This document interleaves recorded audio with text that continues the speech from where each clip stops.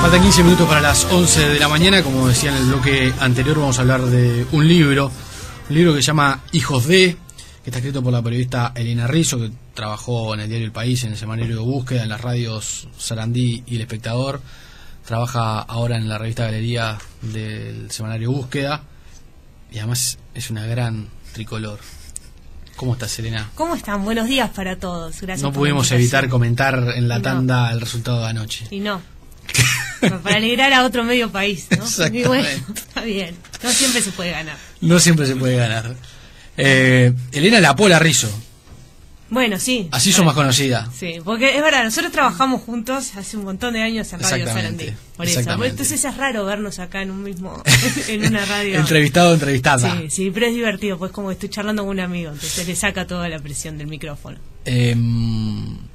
¿Cómo surge la idea de este libro? Mira, la idea del libro fue a través de Editorial Fin de Siglo, que se pusieron en contacto conmigo a principios de este año para decirme que habían pensado en hacer un libro de estas características, que fuera hijos de famosos. A ver qué me parecía, si yo me subía a la idea, les dije que sí, y a partir de eso dijimos, bueno, a ver, ¿quiénes tienen que estar? Entonces armamos como temas, ¿no? Políticos, empresarios, deportistas, y a partir de ahí empezó un peloteo de nombres, que después algunos, por ejemplo, nos damos cuenta que no tenían hijos o que de repente no daba la historia. Bueno, y así llegamos son 15 entrevistas, 15 personajes, 16 entrevistas, porque las hermanas Citarrosa, las hijas de Citarrosa son 2, pero van en el mismo capítulo, son 15 capítulos, 15 era un número bastante redondo, que daba un panorama bastante amplio, y bueno, fue de esa manera. ¿Cómo es hurgar en la vida de las personas que no son públicas, pero son casi públicas, porque están muy cerca de personajes? Y para empezar, los personajes o las vidas justamente están más acostumbrados a este tipo de cosas. Ahí había entrevistados que de repente estaban un poco más acostumbrados a hablar con los medios, o qué sé yo, Ramiro Sendik, por ejemplo, el hijo de Raúl Sendik, que es diseñador y ha hecho... Es productor de modas, tiene como un mundo más mediático, en cierto sentido. Carmen Morán, la hija de Cristina Morán, que ha crecido toda su vida en radio y televisión. Claro. Pero pues había gente que no tenía nada que ver, y se me ocurre, por ejemplo, Florencia Astori, la hija del vicepresidente Astori, que Astori no es una persona que hable tampoco él demasiado, y menos de su vida privada, y entonces, claro, hablar con alguien que nació ella tiene 24, cuando ella nació recién Astori estaba iniciando su carrera, él como líder, obviamente Astori tiene mucha trayectoria atrás, pero como figura dentro del Frente Amplio su carrera propia. Entonces, ella, por ejemplo, no recuerda prácticamente nada de lo que fue la candidatura de Astori en el 99, porque era muy chica. Sí, y bueno, fue básicamente, obviamente para cada entrevista hubo que trabajar mucho buscando de la vida de esos padres, ¿no? Porque hay algunos incluso que tú contás en el libro que creíste que no iban a aceptar, como por ejemplo Álvaro Vázquez, el hijo de Tabaré Vázquez, uno de los hijos de Tabaré Vázquez. Yo pensé que Álvaro Vázquez, bueno, vos como periodista sabés que muchas veces estás tocando un tema y decís, hay que hablar con fulano, a ver qué dice, que fulano, decís, pero fulano seguro que no va a hablar, y que decís, no, pero por lo menos así puedo decir al aire, porque después siempre te dicen, ¿y por qué no? No, así puedo decir al aire, lo consulté y no quiso hablar. La verdad, así fue que me la jugué con Álvaro Vázquez, el hijo del expresidente Tabaré Vázquez, porque la vida familiar y personal de Tabaré Vázquez siempre ha tenido un bajísimo perfil. De hecho, Tabaré Vázquez es un tipo muy difícil de entrevistar. Y ni que hablar para hablar de su vida privada. Y dije, bueno, pero cosa que yo pueda decir. Y ahí lo contacté por mail y me dijo, bueno, charlemos. Y ahí empezamos, me pidió para una entrevista para conocerme, para charlar un poco. Y a partir de ahí se abrió. Y creo que es una de las entrevistas que más sorprendentes, en el sentido de que más allá de que es hijo de Tabaré Vázquez y que tiene todo ese encanto de saber cómo es la vida del hijo del presidente, su pasaje por la comunidad Jerusalén ya lo hace una historia válida en sí mismo. Fue a mediados de los 90 que terminó, bueno, con el caso del padre Antelo y un conflicto dentro de la Iglesia Católica muy grande, muy conocido, y donde estuvo involucrado él porque él era integrante de esa comunidad Jerusalén, fue uno de los denunciantes de Antelo, y bueno, terminó en la justicia. Que además esa historia es increíble porque tiene también un trasfondo político. Después, digamos, se crea una historia política a partir de ese episodio con la relación con Francisco Bustillo. Sí, bueno, embajador en Argentina. Claro, porque él en realidad, cuando él estaba en Buenos Aires, en una residencia de la comunidad Jerusalén, Bustillo estaba en Buenos Aires. En ese momento era... Como funcionario de la embajada. Como funcionario, no me acuerdo del cargo exacto, y Tabaré Vázquez era intendente, Y una de las veces que Tabaré Vázquez pasó de visita por Buenos Aires, Francisco Bustillo estaba organizando algo en la embajada y como sabía que el hijo del presidente del intendente, estaba en Buenos Aires, ahí lo contactó. Y a partir de ahí surgió un vínculo de ellos que hasta ahora son amigos y tienen una relación personal muy cercana. Claro, y terminó siendo embajador en Buenos Aires en el gobierno de Tabaré Vázquez. Seguramente a raíz de esa... Sí, bueno, Bustillo es un diplomático de carrera y ahí él habla de ese tema justamente. Pero bueno, esa fue una de las entrevistas que también trasciende el ser hijo de... Los entrevistados son Ana Laura Morales, hija de Víctor Hugo Morales, Viviel Delgado, que es hija de José María Delgado. Sí, el que fuera presidente de Nacional, el histórico presidente de Nacional, el que tiene la tribuna principal de su nombre, que además es un personaje que es mucho más que deportivo, ¿no? Fue poeta, fue médico, fue poeta, fue Premio Nacional de Literatura, presidió la Academia Nacional de Letras, o sea, y eso hace que la vida de Viviel, que tiene 95 años, por su casa pasaran Horacio Quiroga, Juana Ibarburú, y también Héctor Escarone o Baltasar Brum. Claudia Sánchez, hija de don Julio Sánchez Padilla. Lala Canesa, hija de Roberto Canesa. Sí. Juan Carlos Carrasco es algo conocido también porque es el hijo de Juan Ramón Carrasco y trabaja con él habitualmente. Ramiro Sendic ya lo nombramos. Eliane Bengochea es hija de Pablo Bengochea. Es la hija de él, sí, de Pablo Javier. Julio Testoni, hijo del fotógrafo. Rodrigo Morena, hijo del goleador de Peñarol. Florencia Astori ya la mencionamos. Carmen Morán también. Pilar Lacalle, hija de otro expresidente de la República, Luis Alberto Lacalle. Álvaro Vázquez, las hermanas Citarrosa, las hijas de Alfredo Citarrosa, y Lorena de León, hija de otro ídolo del fútbol. Cuando uno repasa los nombres, sobre todo los nombres de los padres, ve que en Uruguay las personas famosas son o de la política, o del fútbol, o de las artes, y hasta ahí. Sí. Eso también habla un poco del Uruguay, ¿no? Sí, bueno, obviamente por un tipo por la política, sí, ahí lo pasa, hay hay dos expresidentes y después figuras de primera línea como es Astori o incluso Sendic. Después el tema del deporte, y yo te diría más bien el fútbol. Fútbol. Porque obviamente, o sea, podrían haber entrado otras figuras. El hijo de un jugador de básquetbol. El hijo de un jugador de básquetbol, el hijo de un boxeador y eso, pero no generarían eso que... qué sé yo, a Morena, Bengochea, Carrasco y de León no hay ni que presentárselos a la gente, ¿no? Porque son personas que mueven masas en cierto sentido. Sí, a nivel cultural, para mi gusto, faltó un poco tal vez encontrarme con personajes que dijera, bueno, sus hijos me pueden hablar pueden tener historias interesantes, porque bueno, lamentablemente tampoco, a mi entender, no hay tanto ahora como para que sus hijos puedan dar fe de lo que ha sido sus carreras. Tal vez en unos años hijos de personas que hoy están triunfando a nivel cultural o artístico puedan dar testimonio. Claro. ¿La expresión hijo de no tiene de alguna manera una connotación negativa? ¿Alguno te lo dijo? No, mira, a mí no me gusta que me digan, que me asocien nada a ser hijo de... En realidad, sí, puede tener una expresión negativa en el sentido de que, por ejemplo, qué sé yo, Lorena siempre supo que era la hija de León, ¿no? Claro. Pero porque hay hijos que les pesa eso, digamos. Sí, en realidad, les cuesta además diferenciarse de lo que hizo su padre. En realidad, todos ellos, se ha dado que todos sienten un gran amor y un gran orgullo de sus padres. Y que sí, en cierta medida, todos en algún momento de su carrera o de su trayectoria trataron de hacer camino propio en el sentido que no se tomara todo porque eran los hijos de quienes eran. Algunos lo llevan eso nunca les importó. Por ejemplo, Julio Testoni es fotógrafo y sigue al frente del estudio de Alfredo Testoni y nunca le importó. Juan Carlos Carrasco, que se formó al lado de Juan Ramón Carrasco, nunca le pesó. Él dice que tiene su estilo y que está hecho a imagen y semejanza, ¿no? de su padre. Y trabajan juntos. Eso no le importó demasiado. Creo que es más, lo que me parece que más bien ellos han tenido que cargar con que la gente piense que ellos han logrado cosas por ser los hijos, que porque ellos realmente lo sientan, que han tenido que luchar contra ese prejuicio de que la gente nos dice porque somos hijos de que logramos determinadas cosas. Va por ahí, me parece. Laura Canesa, o Lala Canesa, la hija de Roberto Canesa, que quizás es uno de los que tienen la historia más dura, digamos, de los padres de estos entrevistados. ¿Qué te contó? ¿Qué te dijo respecto a ser la hija de Roberto Canesa? El tema que Lala Canesa tiene, creo que de todos los personajes es el más acotado, de que Roberto Canesa sobrevivió a una tragedia puntual y que va a ser recordado toda su vida por eso. Va a ser eternamente el sobreviviente de los antes. Tal vez los demás tienen una permanencia de que los que son políticos siguen siendo políticos, los que son deportistas siguen siendo deportistas. hay un tema que es que eso ocurrió en el 72 y Lala no era nacida, nació 20 años después prácticamente.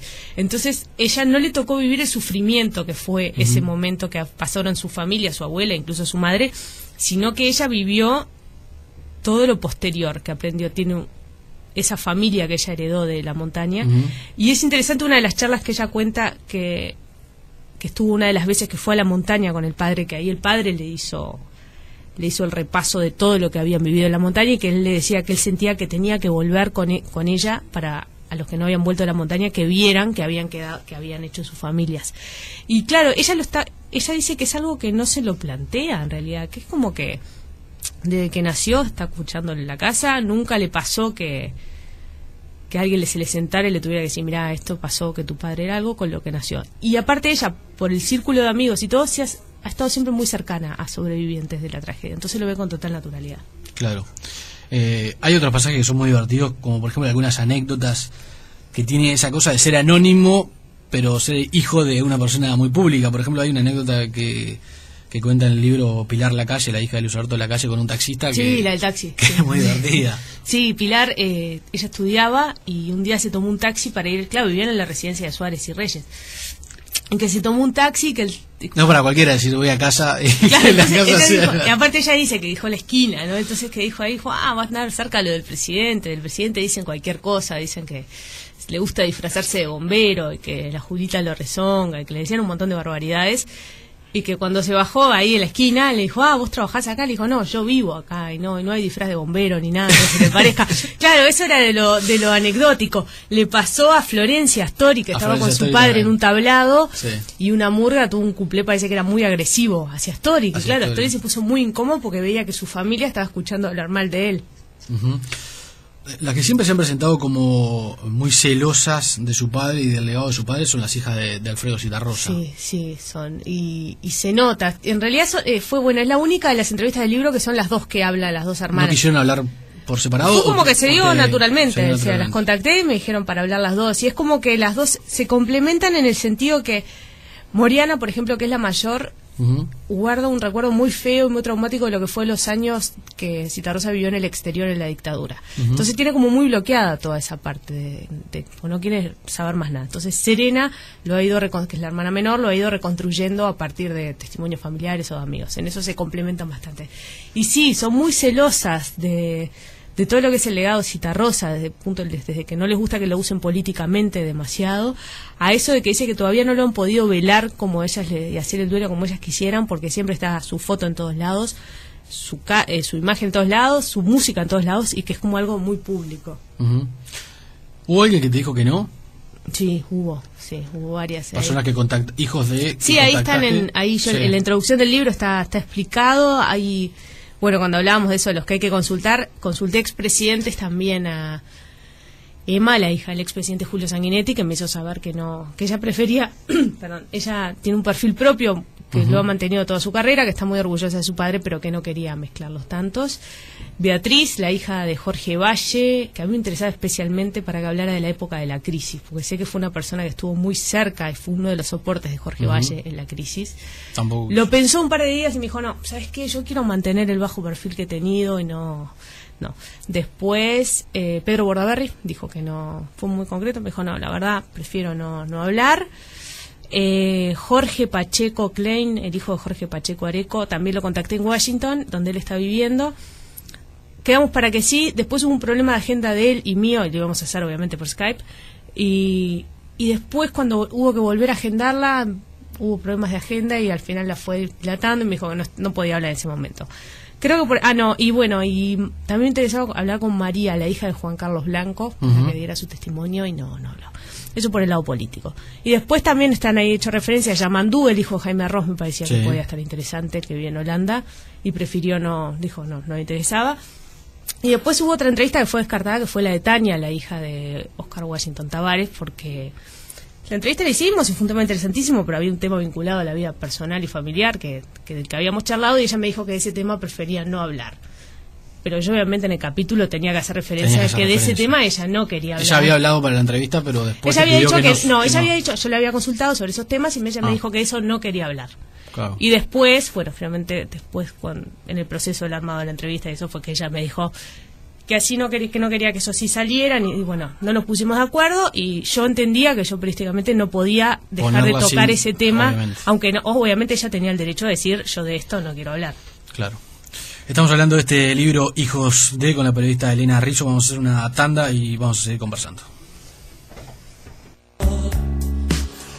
11 de la mañana, 4 minutos, estamos hablando con Elena La Pola Rizzo sobre su libro Hijos de, 15 entrevistas o 16 entrevistas a los hijos de 15 personalidades del Uruguay. ¿Por qué no está Emma Sanguinetti? Pregunta aquí un oyente. Bueno, ya lo explicaste.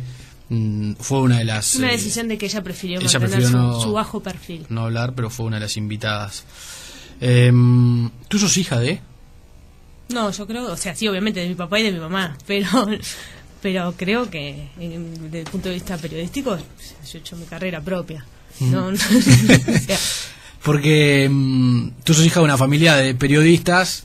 Sí.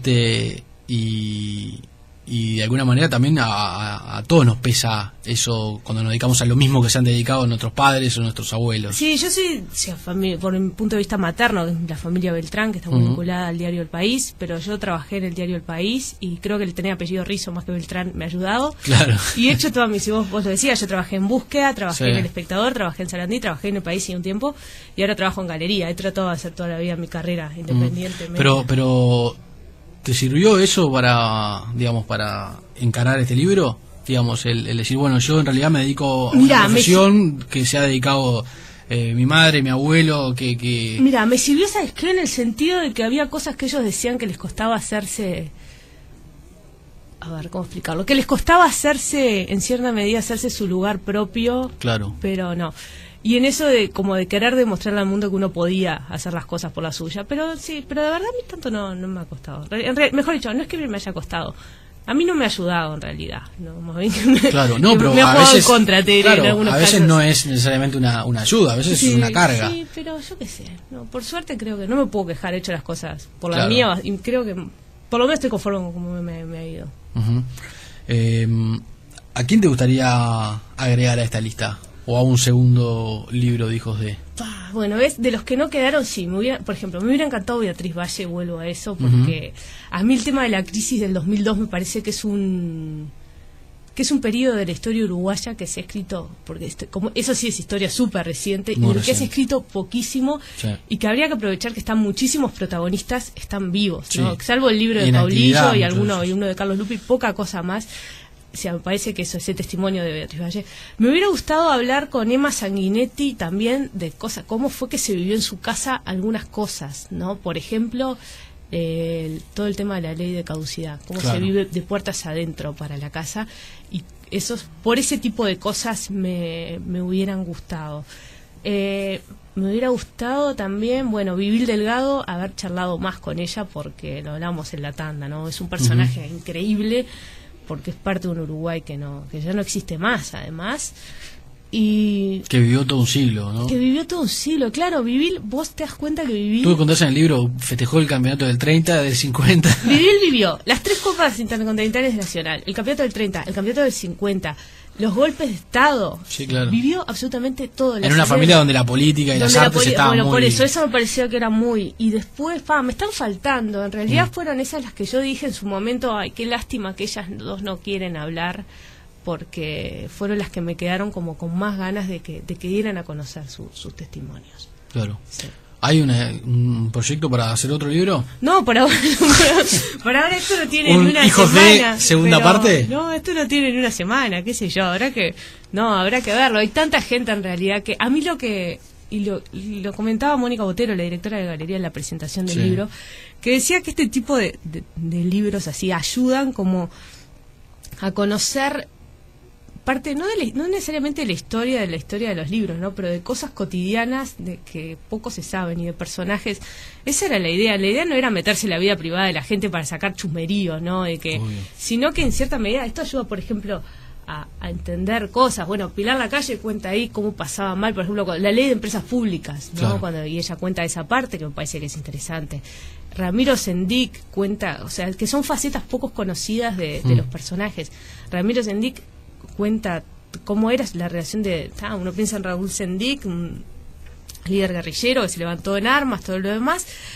Y él cuenta la parte del otro lado. Un padre muy lejano, ¿no? Un padre muy ausente. lejano al que él conoció en la clandestinidad, en la cárcel, Claro. y que ahí se enteró que tenía un montón de hermanos porque Sendik había tenido muchas mujeres, y que de buenas a primeras un día cayó un día de Reyes con la madre y con otros chiquilines que resultaron ser sus hermanos. Creo que por ese lado son aportes que capaz que si los vas a hablar directamente con el entrevistado, con el padre famoso, el Claro. padre no te los cuenta, pero el hijo tiene como esa cosa más que no lo ve como suyo y que te lo termina contando. ¿Cuál fue la entrevista más difícil?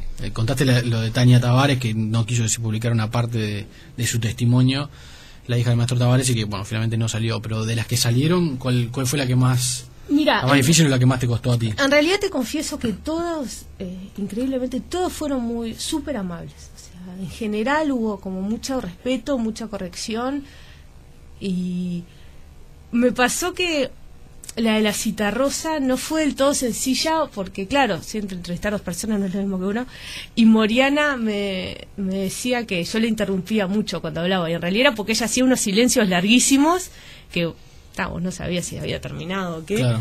Y claro, y comentó eso un par de veces y fue eso como que generó un clima un poquito tenso en algún momento. No, pero todo bien. Y en general yo las había preparado bastante como para tratar de evitar. No fueron entrevistas peleadas, no era la idea tampoco claro. no era hacer entrevistas condescendientes, pero tampoco entrevistas de esas que uno hace para dejar en evidencia, porque no era el caso, eran historias de vida. Uh-huh.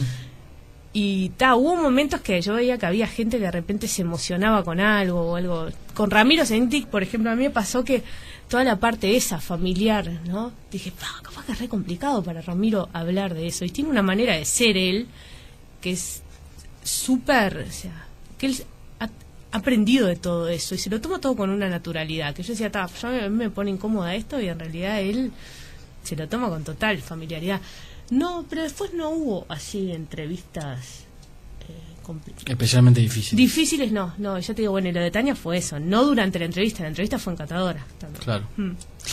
Elena, gracias por estos minutos. El libro se llama... por favor, muchas gracias a vos. Se llama Hijos de, ya está en las librerías, editorial Fin de Siglo, y cuenta de esas historias, las de 16 hijos de 15 personajes de la vida uruguaya. Muchas gracias. Muchas gracias.